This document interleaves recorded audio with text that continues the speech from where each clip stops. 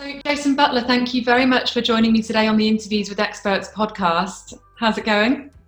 Hi, Georgia. I'm fine. We've had the first piece of rain in Suffolk here today, and I thought that I've got a writing cabin. I thought I was going to be taken off like the Wizard of Oz into some strange land because it was all thrashing and lightning. But never before have I been so pleased to see rain.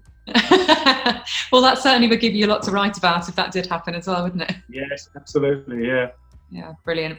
To those of you listening then, Jason Butler is a financial services entrepreneur and a very accomplished individual. So I'm really excited that he's able to join us. And Jason is going to be talking a bit about his personal branding journey today. Jason's he's a columnist. He's the author of multiple books. He blogs and he has a successful podcast. So he's a fountain of knowledge when it comes to personal branding through content creation. Jason, would you mind just first of all introducing the content that you are working on, book titles, podcast, all of that good stuff? Yeah, my main website is jason-butler.com, and that's my personal brand website. I have another business called generationnext.uk, and that's for my consulting business that I work a handful of families that are wealthy each year to help prepare their younger people, the next generation, for wealth succession. Okay, so that's not financial planning or estate planning. That is about family harmony. That's a separate business. But my main brand, my personal finance is my area, personal financial well-being, the role of money in your life. That's my big thing.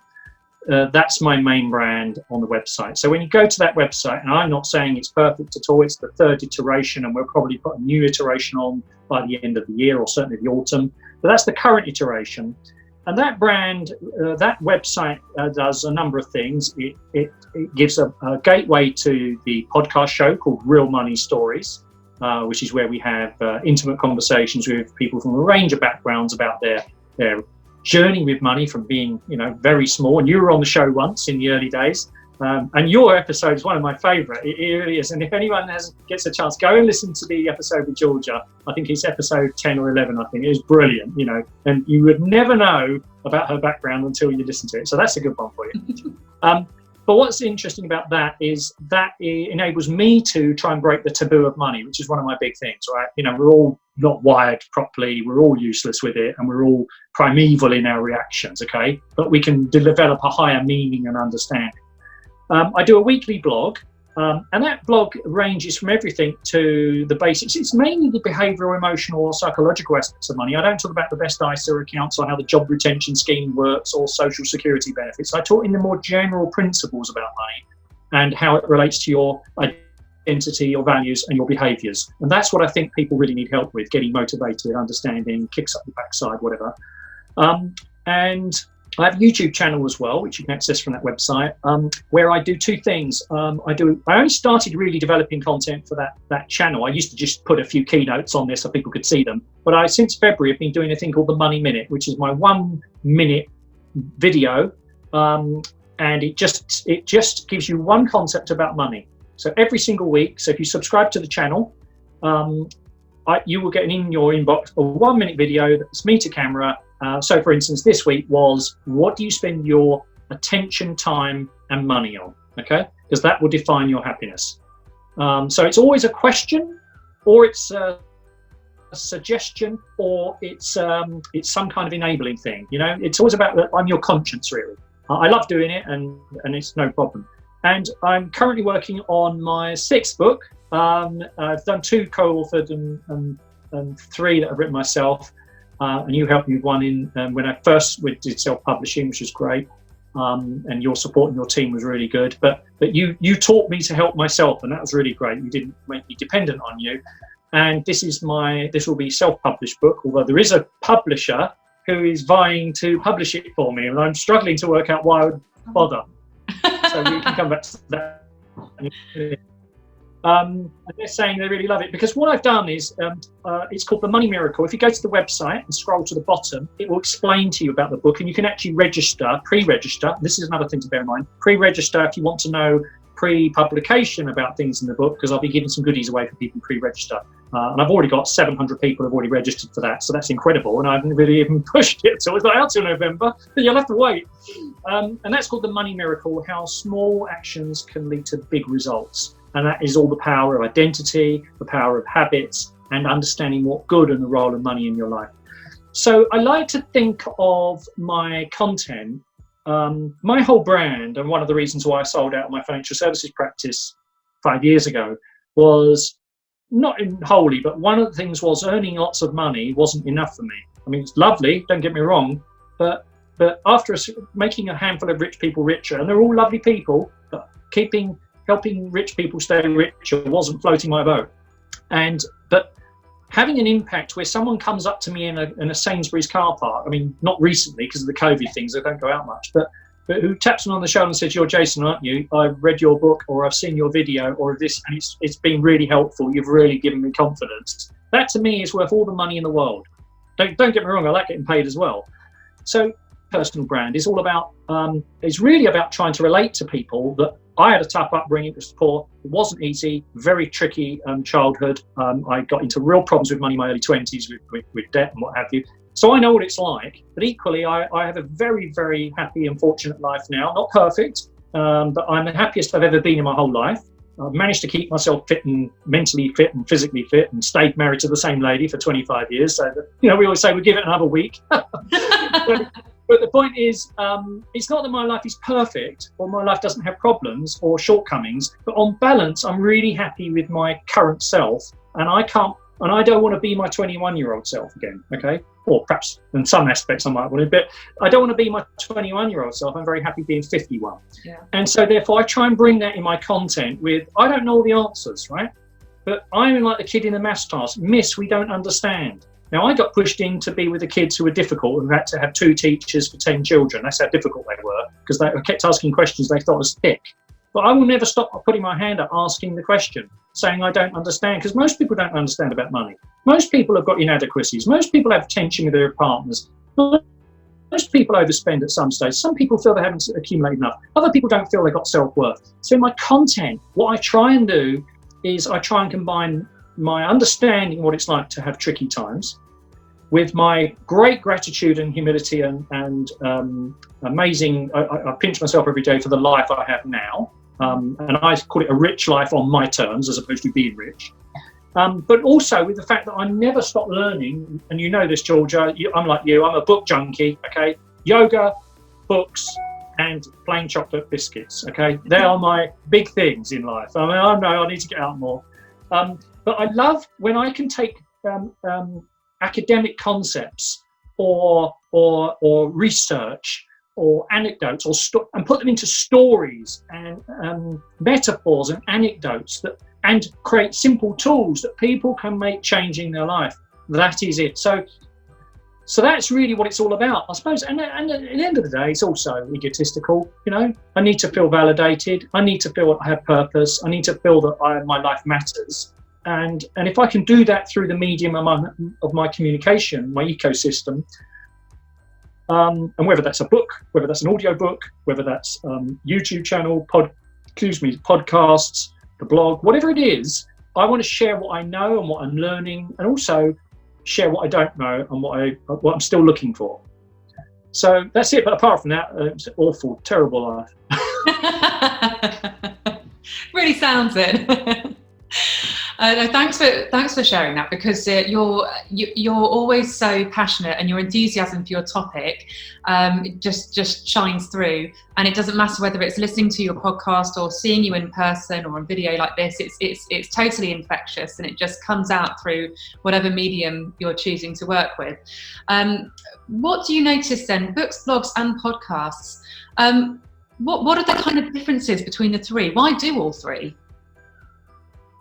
It's a good question. I think the thing was, I do like podcasts. I'm not as prolific as some of my friends. I do like. I've got a very big garden, and I like to do jobs around the house and try and make myself useful and feel like I've not completely, I can hold a hammer and things like that. So my wife still thinks I'm a man.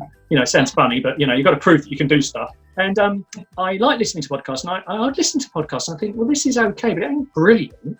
And I was thinking to myself, well, why don't I do a podcast? And it's no different from when the reason I wrote my first book, we were in Waterstones and my two daughters were with me. My daughter said, Dad, you know loads of stuff. Why haven't you written a book? And when I did a talk once about this, and it crushed me. It's like, I do know a lot of stuff. But here's the thing. Why do anything? We always think that we're not ready. We always think someone knows more than us or that what we've got isn't worth having. Well, here's the thing. The reason I do this is because I need to reach. First of all, I believe I have got a lot of experience, knowledge and perspective, and I can to share, and I can make a difference. I fully believe that, but I'm never done. So I'm always looking to improve my expertise, my experience, my knowledge. But we have to meet people. We have to meet people on their terms, in their format, when it suits them, in the way that engages with them. Not they haven't got to come to us. You don't. The mountain doesn't come to Muhammad. At the end of the day, you've got to go to the mountain. And so therefore, podcasts are easy for people to consume, but they're also much more intimate. I think they're really intimate. When I listen to them sometimes, and I'm not saying I've got it right, so do listen to some of my shows, and I'm always improving, and perhaps I'm a bit better in some of them now and than I was in the early days. A blog enables you to do longer form writing, but not massive. Sometimes my blogs are really short. You read it in a minute. Sometimes it might take you 4 or 5 minutes. I rarely do a blog that's more than 5-minute read. But the blog enables me to get across sometimes some graphics with some narration, and in a way that would suit somebody. But here's the thing, what often happens, and then when you think about a book enables you to put things together in a much more structured, more deeper. A book is like a film versus a podcast or a blog is like an episode of a box set, right? In simple terms. So I think the reality is, for me, why I need to do it always, when I originally wrote books, I didn't have much of a profile. But now I do have a bit of a profile. And what you find is if someone reads one of your books and then knows that you do a podcast, they're more likely, if they like your book and they like you, they feel like they know you, they then want more of you. Mm-hmm. And this is the same with social media. So I've got nearly 5,000 followers on Twitter, and I know there's people who've got 20,000, 100,000. I haven't done any optimization, but they're people who want to follow me. And I follow 180 people, okay? So it's hardly, I haven't followed people and they're following. It's not a reciprocal thing, but it's for those people who want to follow me in that medium. Same as I'm on LinkedIn, but I'm not on Facebook because I've got no interest in Facebook. Now, my daughter's telling me I have got a Facebook page, but nothing on it. She said, no, we need to do something. I said, well, that's great. You can handle it. I'm not interested. Don't want it in my life. But she said, we've got to meet people on our own terms. Now we have an Instagram thing. Well, I did have an account, but I never used it for years. So she now manages that for me, but it's a different medium. So whether it's content or whether it's the platform on which you deliver it from, the reality for me is yesterday I did a live event for a Big 4 accountancy firm, right? I had 200 of their staff on. They were blown away, they loved it. So I gave a live performance, did it here in the cabin, got all the backdrop, the black, I set it all up with the stage lights. I do it as if I'm doing a keynote, right? So I give them the 45 minutes of love. They love it. And then the employer, the client then says, oh, can we have 150 of your books? I said, yes, no problem. Because the people want more. Equally, someone bought one of my books. He was a CEO of a company. He handed it to his head of content. They're a mental health platform, and said, this guy's brilliant. You want to get him in. We haven't got a module on money and mental health. So they hired me to build content with their in-house psychologist, and we built a 6-day program. Now, when I first rang me up, I said, I don't know anything about it. I know about psychology. I'm not a psychologist, and I've never built a kind of something for a 7-day program that goes through all these. So, but when I sat down and did it, it was so great doing it, and they couldn't have done it without me. And I learned stuff about psychology that I didn't know, even though I've read loads about psychology because working with a psychologist. So a book can lead to a talk. A book can lead to a consulting gig. A talk can lead, a book can lead to talks. The podcast can lead to sponsorship, which I've now, as I just said to you before we came online, I coming up to the first year, I put 2 or 3 feelers out to different sponsors. And the one that I really, really wanted is the one that's bit the hardest. The way I pitched it, which was all about they pay me for upside and there's minimal downside, but they can see they are one of the biggest companies in the world, right? And I mean that. There's an alignment, even though they're massive, trillions, and I'm me, not trillions. Yeah. But the point is, they can see I've done that show for a year. They know I've got 4 or 5 books. They know I have a regular monthly column in the FT as the Wealth Man, which I've had for 5 years. So I'm a consistent person who delivers, who does interesting content. It's my content. It's not the same as other people's. It's not perfect. It's not finished article. There's always more you can do. And I'm multifaceted, and I do it consistently. So I think the thing about personal brand is people try things and then expect, you probably heard, become a podcaster and you can be earning £100,000 a year. Get a YouTube channel, and you'll have 100,000 followers. Or write a book and suddenly the world comes to your feet. Well, it doesn't, right? So I think the reality for me is the delivery mechanism and the platforms in which I push out that content are all linked. It's all, and it wasn't, I didn't sit down 5 years ago and have the big master plan on the A3 pad and it was all mapped out. I tried little bits of things and then I got better at those and then I added something else. You do not need to do this all overnight. But what I do believe is I built a personal brand around the personal financial wellbeing space, which has enabled me to be, if you go and Google personal financial wellbeing expert now, if you're in the UK, my name will come up in the top 5 thing, and I have done nothing on search optimization, nothing. That's a mixture of all the content that's out there that's just continually be putting out the videos, the podcasts, the written stuff, the books, the searches, the testimonials. It just is like and the only way I can liken it, when you're trying to develop your personal brand around your subject matter expertise or area of interest. When I was learning to fly in my 20s, when you're flying a little tiny Cessna, you can't take off at 60 knots. You can only take off at 65. No matter how the runway, you will never take off until you get that extra 5 knots. And when it's 65 knots, you can pull back and you can take off. Trust me, I know this. I know this for a fact. So the reality is that you can be grinding away at something and you think, oh, I'm not getting anywhere. But it's like marginal gains. You just keep making small course corrections, and you might find that the format of your podcast or the way that you've got your website set up is not quite working. But don't lose heart. It's small little course corrections. And I've now, my 21-year-old daughter is just graduating this year. She is taking over my social media and content management because it's become a bit of a beast, really. I mean, I did well. She said, Dad, you can't even find your shoes and your car keys. It's amazing you kept this whole thing going and it's built into this thing. I've got to take this over and do this properly. So there gets a point when you do need to get someone to help you if you're the content creator, because it does become, but you don't need to have that person in place immediately. I mean, you might want to.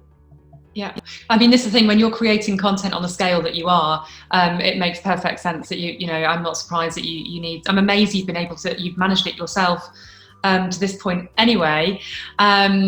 I think that's kind of your love of what you do, and you're, from what I know of you, you're someone who works efficiently and you work quickly anyway. You said something really important in our conversation before this show, which was about how you call it, your ecosystem of all of this content working together and working in harmony. But you pointed out that it's very individual. There isn't this silver bullet. There's not this magic wand that you wave and everything works. It's taken time. And so could you talk a little bit about the kind of the time and the attention to detail that you've had to do to be achieving the sorts of results that you are now? Yeah, I mean, a very quick sort of thing. When I left financial services and sold my business, I had a year of doing nothing, right? I was the beach bum from hell with no beach. And that's really important because it enabled me to sort of just do all sorts of things. I learned bricklaying and, how to put doors on, and just to try and realise that I was never going to be like that, but I wanted to do it. But I then sort of was on a real mission to just really upgrade my knowledge, my experience, my skills, take the best of what I had learned, but I had to retool myself and bring myself into a slightly different facet because I wasn't dealing with multimillionaire families anymore. I still understand all those skills. But how could I took the best of what I had and I reschooled myself to really think about kind of how can I leverage and be better in my new role. And so it was a mixture of things. I started writing for the FT at the end of 2015. They asked me to be a columnist, and I'm a paid columnist for them, so it's not done for love. I mean, I do it for love, but they pay me. And I just did an article a month thinking, well, I'll give it a go. And here I am 5 years later, still doing the articles. So that was one thing. And that got me, even though my name had been in that paper many years for 15 years as a commentator, writing your own article, you get your own following. I had my own FT thing and everything. I'm in their contributors thing. That was great. Then I wrote 2 books, one which would be you, and then I wrote the second one after that. And I wrote another book. And then I realized as I was writing the books, I thought, hang on a minute, I've got to do some digital content. So I'd done a few blogs. I hadn't really done, I had a website just in case someone's book me. Started to learn public speaking and really taking it to another level, getting coaching. And when you're learning to, this is a really important takeaway, learning to be a good public speaker. You've seen me speak, haven't you? I have. Yeah. So learning to be a good public speaker, yes, there needs to be knowledge and there needs to be some level of, I can't put my finger on it. What is it? Some stage presence. You've got a right to be there. Well, you're very charismatic. It's charisma, isn't it? Well, it's very nice you say. I mean, whatever you call it. But then there is a thing where you can learn to be the best version of you. So you may not be an ultra charismatic person. Let's face it. Some people are, some people aren't. But you can learn to be a better representation of who you are and a better communicator of your ideas by getting public speaking training. So I did that, and I put myself in situations where I was getting paid gigs. And I remember when I get my first 3,000 quid for doing a 20-minute talk, I just thought, life don't get any better than this. and I could go off to have something to eat afterwards. It was wonderful. I read a book. Hey, happy days. But sadly, you don't get 3 grand gigs every day unless you've climbed Mount Everest or you've been Prime Minister or something like that.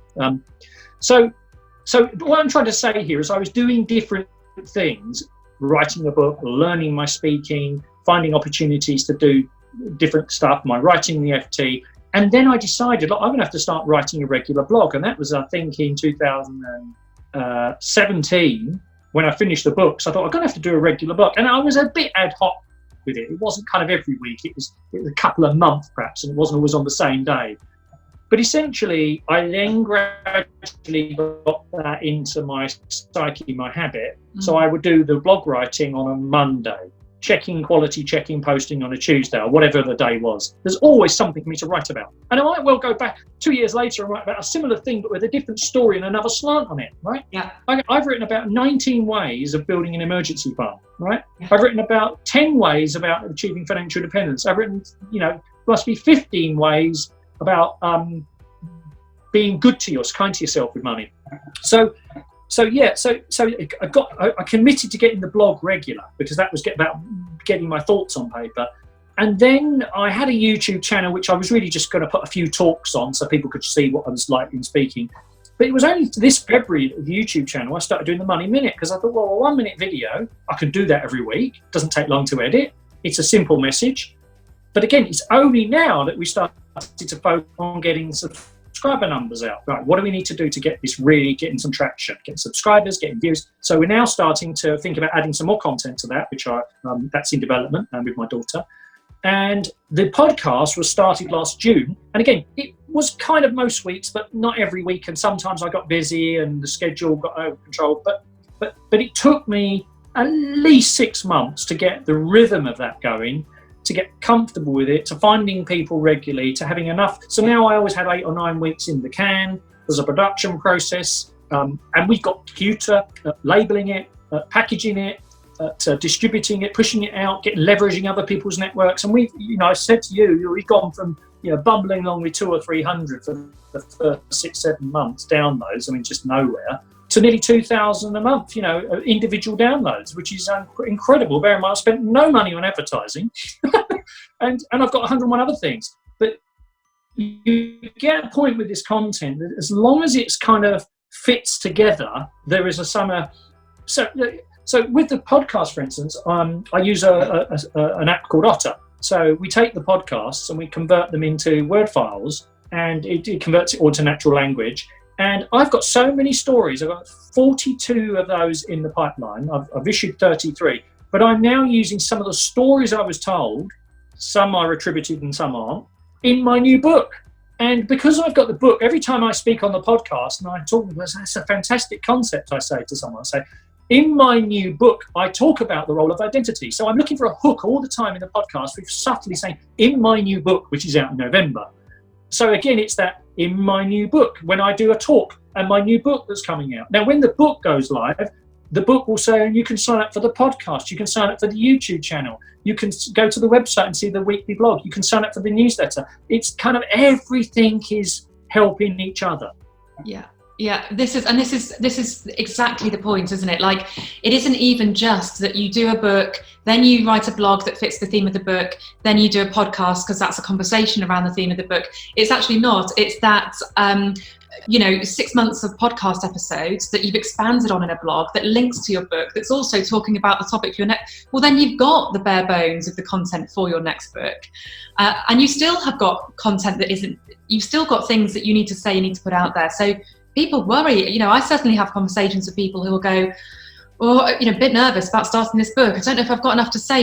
And I'm just thinking, you have not only definitely got like 10 chapters of content. I know that they've got, a year's worth of weekly content minimum that I will then turn into another book anyway. Let me share with you something, okay? Now, this is just one page of this is just a typical piece of paper. Can you all see that? Yeah. Yes, perfect. A3, right there. So for anyone listening on a podcast, this is an A3 piece of paper with lots of writing on it, okay? This is a very light one, okay, Georgia? So you can explain. It's not overly heavy. Imagine my average A3 piece of paper is twice the amount of writing on it, okay? Yeah. With arrows and colourings and everything. Now, what I do when I'm writing is I don't force myself to write until I feel ready. So I might have, I've got all the written chapter headings, or I might have a blog. I'm thinking, well, what I'm doing is, as I'm reading, or as I'm watching a TED talk, or I'm hearing whatever, I'm writing stuff up. I might be listening to BBC Moneybox, right? I come out and I have notes pages. Or I'm writing up what I've got from a book on an A3 pad, or it's a series of thoughts from that week's stuff I've seen. I get my thoughts on paper. I get them down and I carry this A3 thing around. It's got 32 pages, all filled out, 64 pages of A3 paper with diagrams, thoughts, ideas, and I carry it around with me. I even take it to bed sometimes, and that sounds weird, right? Because I know. My wife said, I'm never going to have an affair. She said, because you love those notes too much. Secret of a happy marriage. So the point I'm saying is, what's really important for subject matter experts, when you're trying to build your personal brand and you're thinking about your content creation, putting your ideas down and getting them down, but having that with you as a kind of a thing you take everywhere. That to me means I never lose a thought or an idea. And also, I don't need to write until I feel ready to write. Now, it's a bit like starting a family. It's never the right time, right? But I'm starting to think, oh, yeah. And my daughter said to me the other day, okay, Dad, she said, now on Instagram, which is very different from anything else, I'm going to put a front shot of you and quotes from you, because that really works well, I think, in personal finance, because you are the real deal. You know what you're talking about. You've been there, seen it, done it, and you've got all the track record. There's a lot of these Johnny-come-latelys on there, right? So that's another point. Don't assume that everyone is better than you, right? You're as good as you need to be, and you're probably better than most. There may be one or two few people that are slightly better, but you can always get better than it. Liking it to running, there's always 4 or 5 nerds right in the front, right? You're never going to be in the nerd pack, but you can keep an eye on them and they can pull you through and you can have a better time than you would have had. Right. He said to me, I need a load of quotes. And I said, rather than dig through everything, you could dig through it all. So I went to bed that night and I took my pad with me and I just wrote down all these prolific quotes that just came to my mind, that have been mulling around my mind, that either I've written in the book or I'm going to write in the book, and I gave them to her. She goes, all right, so where are all these quotes? I said, well, they're just coming to me last night. She goes, they're great. She goes, this is communicate stuff. It's capturing it when you're in the mood to create content and when your thoughts are fresh is the most important thing. I might have a dry patch, but I've always got stuff that I've done or that's in the bank. I've always got next week's blog is finished this week and it just needs to be published. I've always got 4 or 5 podcasts are already done and I've got 6 or 7 others waiting to be edited. So it's a bit like an emergency fund. Once you start building up a bit of a back catalogue of material for the next 4 or 5 weeks, if you do have a week off, you're ill, or you go on holiday, or that last minute trip if you ever could go abroad ever again, whatever it is, it means it's a bit like, you ever seen bagpipes? You can't make any music till you've got a load of air in it, that big sack thing, right? Now you've got to keep topping it up, but if you don't breathe for 20, 30 seconds, you can still make music because it's still got air in it. And it's the same with your content. As long as you've got that repository of content on all the different mediums that you're working on, then I think you become less anxious and then it becomes more of a machine and then it's a bit like the boulder, you've got it moving. And as long as you don't drop the ball and don't have too many weeks where you do nothing, it keeps on its own. It doesn't become a chore, then it becomes like brushing your teeth. Yes, I completely agree. Having content that works for you is a machine, isn't it? It's a mechanism that you've got to keep up with and keep fueling. But Jason, this has been absolutely incredible. I could sit here for double or triple the time that it makes up one podcast episode. So I think sadly we have to wrap it up for today. Having said that, I'm pretty sure that people listening are going to want to hear more from you as well. So where can they find you? Where should they go now? Well, just go to the website, jason-butler.com. You can access the podcasts and you can sign up for many of your preferred, it will give you the link to all the preferred podcast things. You can sign up for the podcast, you can sign up for the blog, you can sign up for know about the new book. You could actually buy the existing books I've got on there. This all takes you through to Amazon. So I'm really, really happy to hear from other subject matter experts that are, in an area that's different from mine, complementary, whether you're into wellness or nutrition or, whatever, mental health, whatever you're into, whatever your area. If you think that a collaboration between us, and maybe you want to appear on my show, my podcast show, I don't mind, subtly promoting what you're about, if you are prepared to share your money story. So, I've got a growing base of people. If you can add some value to my listeners, readers, visitors, and I can do the same for you, then I'm open to hearing from people who might want to collaborate. So the door is open. That's perfect. Jason, thank you so much. It's been an absolute pleasure. Pleasure. Thanks, Georgia.